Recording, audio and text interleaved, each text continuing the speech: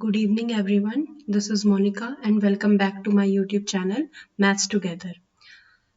कल वाले लेक्चर में हमने एक्सरसाइज 1.1 के क्वेश्चन नंबर 1 to 3 को एक्सप्लेन किया था, तो जिस किसी ने भी वो वीडियो नहीं देखी है आप वो जाके वीडियो चेकआउट कर सकते हैं।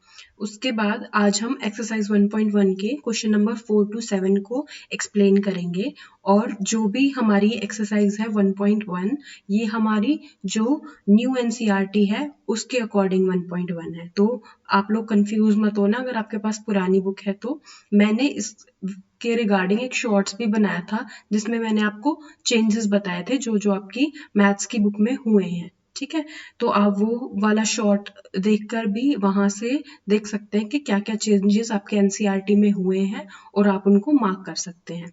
ठीक है, तो जो पुरानी बुक है उसकी एक्सरसाइज 1.2, जो आपकी नई बुक है उसकी एक्सरसाइज 1.1 है। ठीक है, तो उसी के अकॉर्डिंग हम क्वेश्चन नंबर 4 to 7 को एक्सप्लेन करने वाले हैं। ठीक है, तो क्वेश्चन नंबर 4 क्या है, given that HCF of 306 and 657 is equals to 9, find the LCM. ठीक है, तो कल मैंने आपको एक रूल समझाया था, जब हमने बेसिक्स पढ़े थे तब हमने बताया था कि अगर ए और बी कोई भी दो नंबर्स हैं तो अगर आप उनका HCF निकालो और उनका एलसीएम निकालो तो उसका जो प्रोडक्ट है वो उन नंबर्स के प्रोडक्ट के इक्वल आता है, is equals to a into b.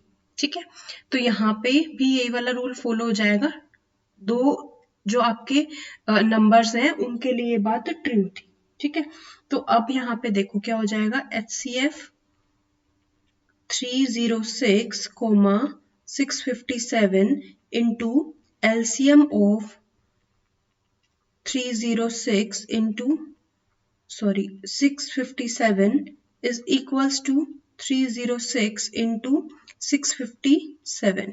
ठीक है, अब ये वाली वैल्यू हमें पता है, ये वाली वैल्यू क्या आ जाएगी हमारी 9 into LCM of 306, 657 is equals to 306 into 657, right. तो अब हम इसका एलसीएम निकालेंगे, तो इस 9 को नीचे शिफ्ट कर देंगे, 306, 657 is equals to 306 into 657 upon 9।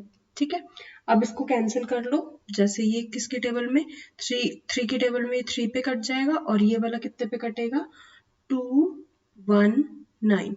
ठीक है, अब फिर से 3 की टेबल में कट हो रहा है तो ये कितना आ जाएगा, कितने पे कटेगा 7 और 3 73 पे। ठीक है, अब आप 306 इंटू 73 कर लोगे तो ये वाली वैल्यू कितनी आ जाएगी आपकी 22338। ठीक है, तो ये आपका आंसर आ जाएगा। ठीक है, एलसीएम क्या आ गया हमारा 22338। ठीक है, तो जस्ट हमने इसमें HCF इंटू एलसीएम किया है। ठीक है, ये वाला रूल आपको पता होना चाहिए। ठीक है, जस्ट ये रिजल्ट हमने यूज कर लिया, ये वैल्यू हमें दे रखी थी, ये वैल्यू फाइंड आउट करनी थी और ए और बी की वैल्यू हमें पता ही है, तो कुछ नहीं किया, जस्ट हमने वैल्यूज को पुट किया है और बेसिक सी कैलकुलेशन करके हमने एलसीएम को फाइंड आउट कर लिया। ठीक है, उसके बाद नेक्स्ट क्वेश्चन है question number 5, check whether 6 raised to power n can end with the digit 0 for any natural number n। ठीक है, तो उसने बोला है अगर आपके पास एक नंबर है 6 raised to power n, तो उसने बोला है कि चेक करो क्या ये इसके पास मतलब क्या इसकी किसी भी n की किसी भी पावर के लिए, मतलब n की कोई भी वैल्यू, n आपका नेचुरल नंबर से बिलोंग कर रहा है तो n की किसी भी वैल्यू के लिए क्या ऐसा हो सकता है कि जब आप इसको सॉल्व करो तो लास्ट में 0 आए, एंड में 0 आए। इस क्वेश्चन का ये मतलब है। ठीक है, जैसे हम n की क्या वैल्यू ले ले, अगर ऐसा पॉसिबल है तो n की क्या वैल्यू ले ले कि लास्ट में 0 आ जाए, एंड में 0 आ जाए। ठीक है, तो हम इसको अब देखो, अगर लास्ट में एंड में अगर आपका 0 आना चाहिए, 0 कब आएगा, अगर 0 आएगा तो वो डिविजिबल बाय 5 होएगा, है ना। अगर 0 आएगा तो वो किससे डिविजिबल होएगा, 5 से डिविजिबल होना चाहिए। तो अब देखो, अगर 5 से डिविजिबल है तो हमें पता है कि प्राइम फैक्टराइजेशन जो होती है वो यूनिक होती है ना। किसी भी नंबर की जो प्राइम फैक्टराइजेशन होती है वो यूनिक होती है, हमने पढ़ा था, ये बेसिक्स में एक्सप्लेन अंडरस्टैंड किया था ना। ठीक है, तो ये 6n है, इसकी प्राइम फैक्टराइजेशन करके देखो तो इसकी प्राइम फैक्टर क्या होंगे, 2 × 3 की पावर n, इसको मैं ऐसे लिख सकती हूँ। ठीक है, मतलब इसके अंदर सिर्फ कौन कौन से प्राइम इन्वॉल्व है, प्राइम नंबर 2 इन्वॉल्व है और 3 इन्वॉल्व है, लेकिन प्राइम नंबर 5 तो है ही नहीं। अगर 5 होता तो ही तो वो 5 से डिविजिबल होता ना। ठीक है, तो इसके अंदर जब आप इसकी प्राइम फैक्टराइजेशन करते हो तो उसके अंदर 5 इन्वॉल्व्ड नहीं है।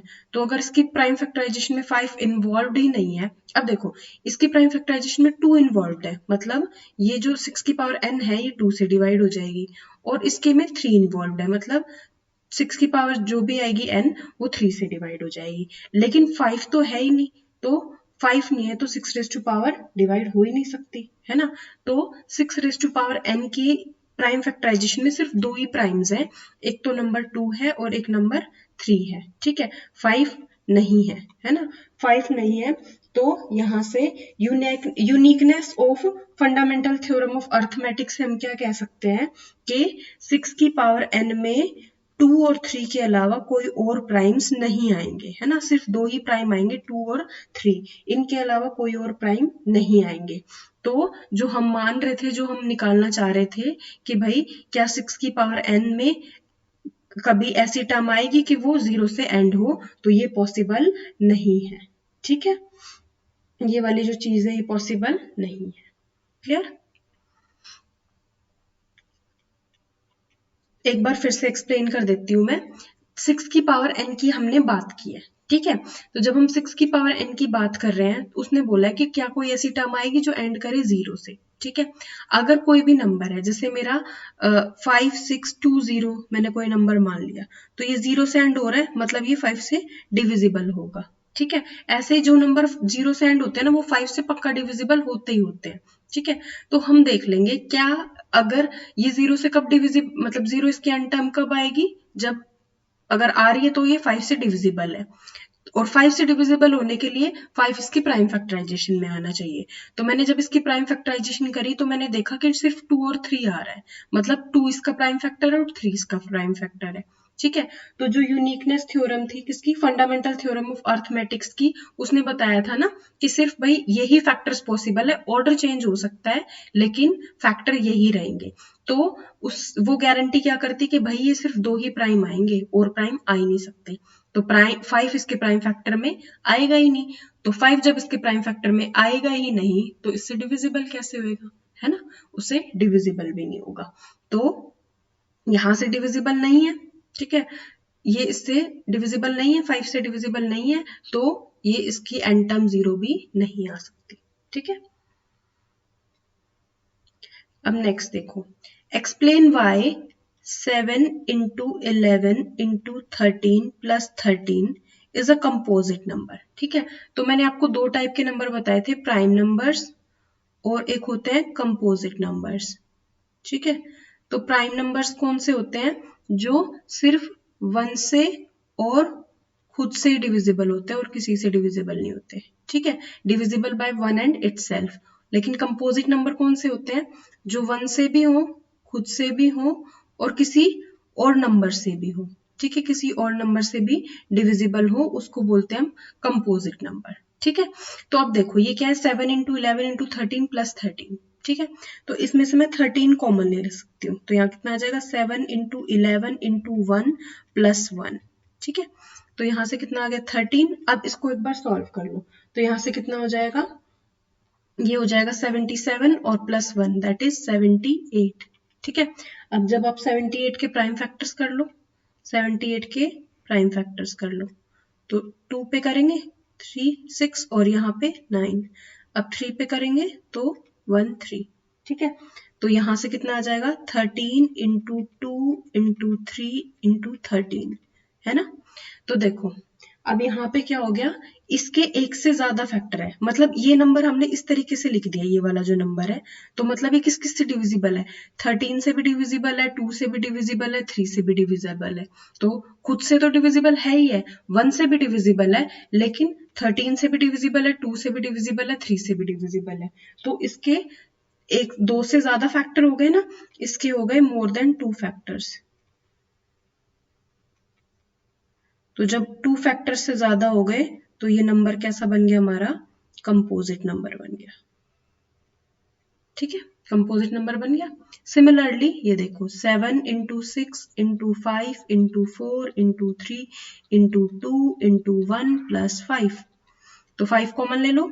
ठीक है, तो यहाँ से 7 into 6 into 4 into 3 into 2 plus 1। ठीक है, तो यहाँ से देखो जब आप इसको सॉल्व करोगे तो ये आएगा 5 इंटू 1008 प्लस 1, सिर्फ मल्टीप्लाई करना है इनको। ठीक है, तो 5 इंटू 1009। ठीक है, और इंटू 1 तो है ही है। अब देखो यहाँ पे ये जो नंबर है खुद से भी डिविजिबल है, 5 से भी डिविजिबल है, और 1009 से भी, ये अपने आप में एक प्राइम नंबर है। ठीक है, तो इसके भी मोर देन 2 फैक्टर्स हो गए, तो ये नंबर कैसा बन गया हमारा, कंपोजिट नंबर बन गया। क्लियर है? ठीक है, कोई डाउट इसमें किसी को तो आप कमेंट बॉक्स में पूछ सकते हैं, अगर इसमें किसी को कोई भी डाउट लगे तो। ठीक है, उसके बाद हमारा लास्ट क्वेश्चन आता है इस एक्सरसाइज का, एक्सरसाइज 1.1 का हमारा लास्ट क्वेश्चन है। There is a circular path around sports field. एक सर्कुलर पाथ है एक स्पोर्ट्स फील्ड में। ठीक है, Sonia takes 18 minute to drive 1 round of the field. जो सोनिया है वो एक राउंड को कंप्लीट करने के लिए 18 मिनट यूज लगाती है। ठीक है, 18 मिनट्स का टाइम लगाती है। ठीक है, वाइल रवि टेक्स 12 मिनट, और जो रवि है वो कितने मिनट का टाइम लगाता है, 12 मिनट्स का टाइम लगाता है उस राउंड को कंप्लीट करने के लिए। Suppose that they both start at the same point, वो दोनों एक ही पॉइंट से शुरू हो रहे हैं and at the same time, और एक ही टाइम पे, and go in the same direction. After how many minutes will they meet again at the starting point.